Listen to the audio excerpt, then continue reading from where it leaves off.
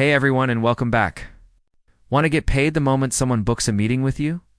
In this video, I'll show you how to connect Stripe or PayPal to your Calendly to collect payments instantly. First, you'll need a Calendly premium plan to access the payments feature. Once you have that, log in and go to the event type you want to add payments to. Click Edit and find the payment section in the event settings. Toggle it on now. You'll connect your payment processor. You can choose either Stripe or PayPal. Click Connect and follow the steps to log into your account and authorize the connection. Once connected, enter the price for your meeting or service.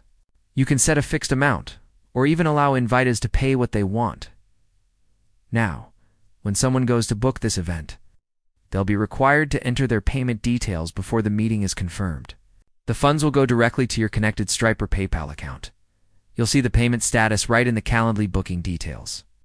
And the time is automatically added to your calendar. And that's it. You've just created a seamless booking and payment system that works while you sleep. If you start collecting payments automatically, let me know in the comments. See you in the next one.